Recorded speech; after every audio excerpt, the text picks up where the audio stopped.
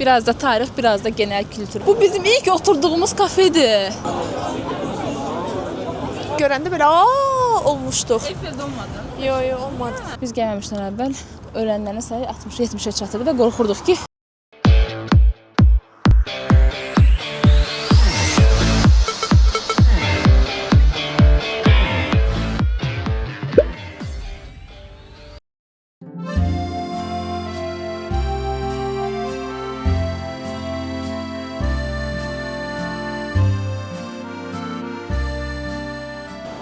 Bonjour Paris. Sizi bu dəfə Parisdən salamlayırıq. Deməli, bu vlogda həm aparıcı, həm də ki, elə kameraman mən özüməm. Niyə? Çünki bu bizim çəkiliş üçün çıxdığımız bir trip deyil. Bu mənim çıxdığım şəxsi səyahətimdir. Amma yenə də bu səyahətimdən də bir şeylər çəkib paylaşmaq istədim. Təxmini 4 saatlıq uçuş çəkdi və 2 saatlıdakı pas kontroldayıq. İndi aeroportdan çıxıb şəhər mərkəzinə yollanacağıq. Yəqin ki, aeroportdan direkt şəhər mərkəzinə qatarlar gedir. Qatarlar vasitəsilə gedəcəyik. Oradan sonra da tutduğumuz Airbnb-yə, daha sonra bir balaca dincəlib Parisi gəzməyə gedəcəyik.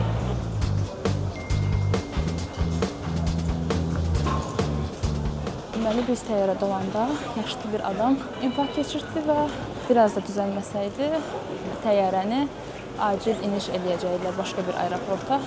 Ancaq xoşbəxtlikdən hava limanı işçiləri onu sağaltdılar və biz elə Parisə eniş elədik.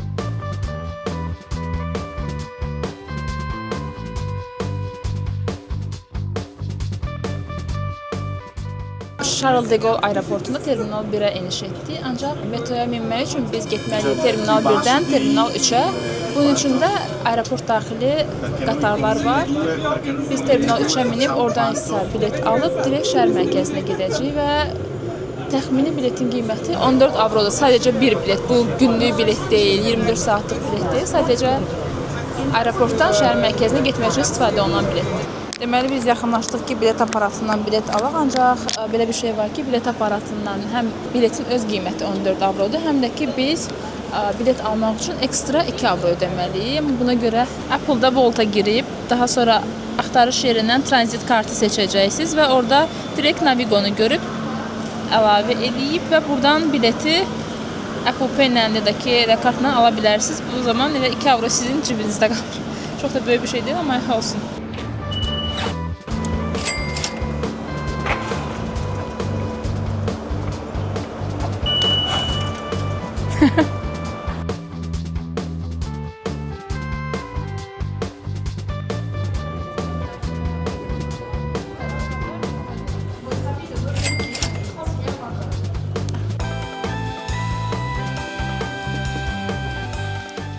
Salam. Direkt aeroportdan bizim evə ışınlandıq. Sizə Parisdə tutduğumuz Airbnb-nin ev turunu eləyəcəyik. Gəlin başlayaq.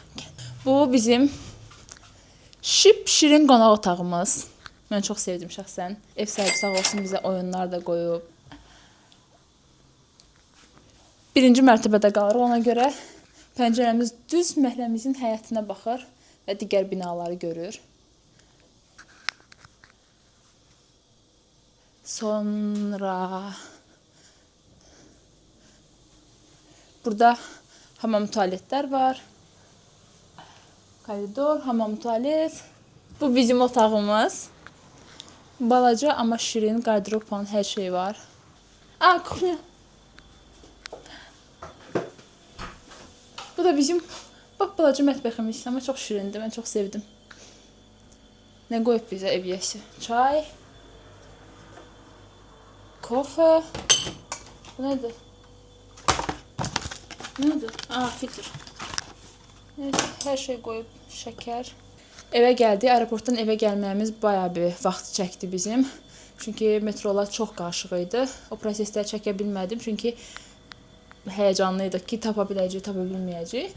Nəysə, axır ki gəldik, evimizə çatdıq. İndi hazırlaşıb, birazca dincəlib Paris küçələrinə gedəcəyik. Sonunda bitirdik, hazırlaşıb. İndi çıxıb gedəcəyik Parisdə şəhər mərkəzinə gedək Eyfelə.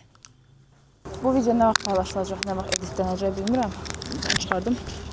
Biz Parisin ən qızmar Paris yanır deyilən vaxtı var idi. Bu asfalt əriyirdi. nə bilim, svetoforlar əriyirdi. O vaxt ərəfəsində gəlmişik. Biz gəlməmişdən əvvəl ölənlərin sayı 60-70-ə çatırdı və qorxurduq ki, burada istidən pişəcəkdə bizə çox pis olacaq. Amma hər şey biraz tərsinə oldu. Hal-hazırda mən abartmayım, amma biraz üşüyürəm. Yəni meh var, biraz külək var. Günəş heç yandırmırdı saat 1-2 ərəfəsində. Yəni çox yaxşıdır hava. Qorxulan qədər olmalıydı ki, biz o ərəfəyə gəlib çıxmadıq. Daha yaxşı vaxta gətirdi özümüzü bura. Ona görə biraz bu mövzuda özümü şanslı hiss edirəm.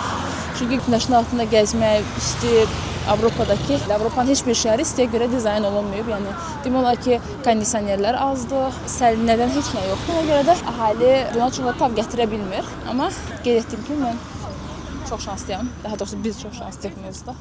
Nəysə uzatmayım. Çox uzatdım. Özümü yoruldum. Çeşmədə sürə bilərdim. Gedək bir şeylər yeyək birinci. Daha sonra Eyfel'ə keçəcəyik.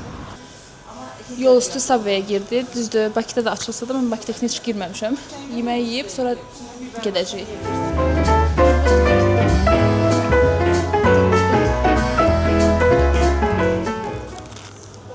Çox acıdı. Yeməyə bilərsən. Bayağı acıdı. 21 manata görə çox balacadır bu boyda, təxmini bu boyda. Dadı göşəndim. Həqiqətən. Amma balacadır.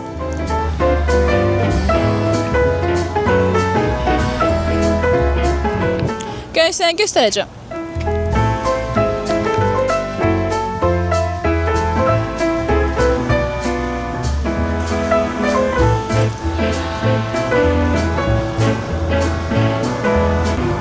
Onda gəl rəsmimizi təkrarlayaq. 4 il əvvəlki. Bizim qaldığımız evdən Eyfelə tam metro ilə 9 dəqiqə məsafə imiş. Bura Eyfelin belə ən məşhur şəkil çəkilən ərazilərindən biridir. Düzdür, belə yarımçıq görünür Eyfel, amma yenə də məşhurdur. İndi nə edirik? Biz də şəkil çəkdiririk. Sıramızı gözləyirik. Bacım bir çəkdirib bitirsin də sonra mən çəkdirəcəm.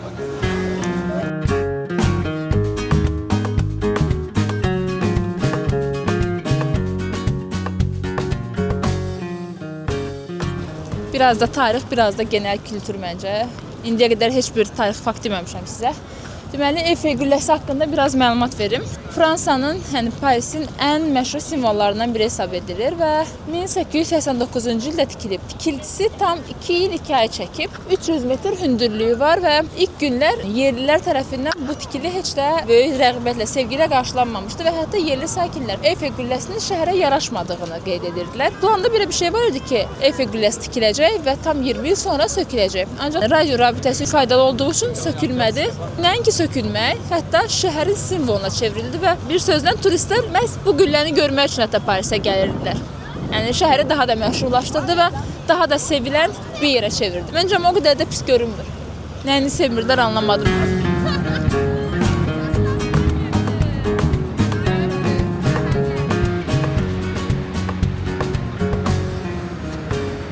Hava qətiyyən qaralmır. Bu məni xoşbəxt edir biraz ki, gün gec bitəcək. Amma Eyfelin işıqlı olmağını görmək istəyirəm həm də. Görəcəyik də hələ şəhərdəyik.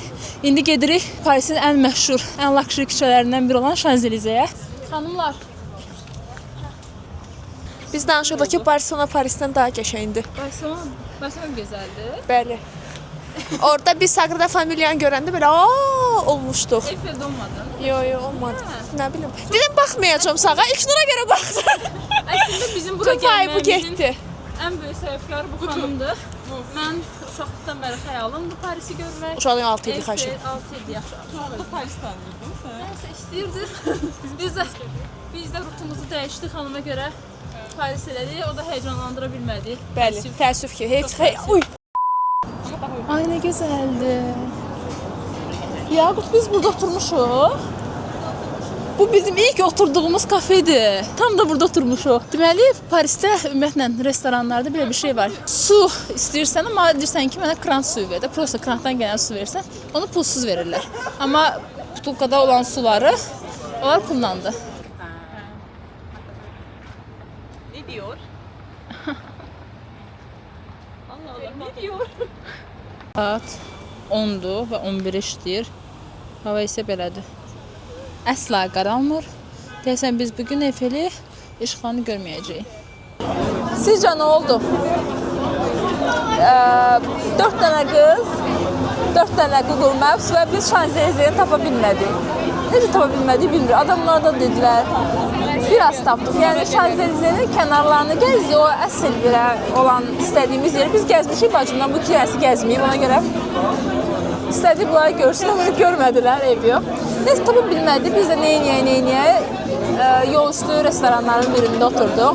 Sizdə bayaq bəhs elədiyim pulumuz yoxdur deyə yox ha dostlar. Dostlar, işte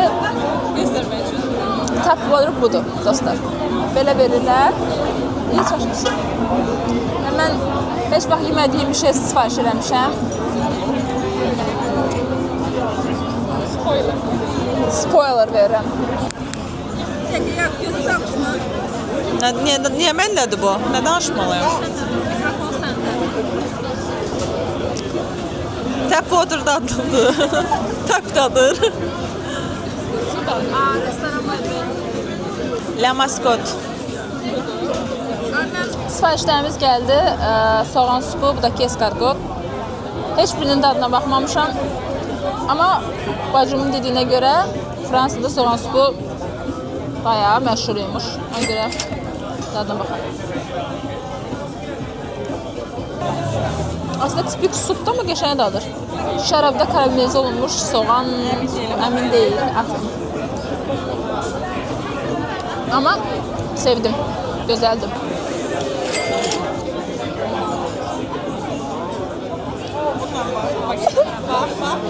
Ya good.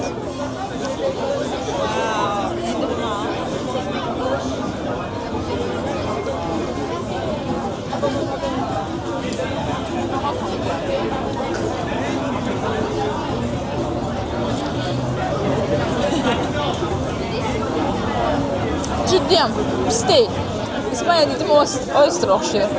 Qəşəngdir, yeyə bilərsiniz. Hep yemək istəmişim. Yedi, bitirdi. Mən yeyəndə hamısı mənə belə tikisinə baxırdılar bunu yeyəndə ən çox da. Ətrafımda 2 nəfər balıq sevməyən insan var və belə məndən uzaq dururlar. Nəysə, bunu bir də yeyərəmmi? Okey, hamısını yemişəm indi, amma bir də yemərəm. Tad necə idi? Onun üstündən 3. Belə. Amma soğan supunu içərəm məncə. Bakıda da yoxlayaram, burada da ki də yaxşı idi. Onun üstündən 7 idi. Səncə neçə idi? 10 üstündən 9. Yaxşı idi. Dibində çox soğanlar vardı. O mənim ürəyimi bulandırdı biraz. Amma ilk içəndə gözəl idi. Nəhayət hava qaraldı və Eyfel öz qızılı rəngini aldı. Bu mənim Eyfelin ən sevdiyim görüntüsüdür. Və hər saat başı da Eyfel bu rəngdən artıq parıldamağa keçir. Parıldayır işıqlar və insanlar həmin bu Siyana çayının ətrafında və bütün Paris küçələrində Eyfelin parıldadığı anı gözləyirlər. Tam 00'da artıq güllər parıldamağa başlayır. İnsanlar başqa şeyə görə qışqırır. Bugün bizim artıq Parisdəki ilk günümüzün sonudur. Günü burada da yekunlaşdıracağıq və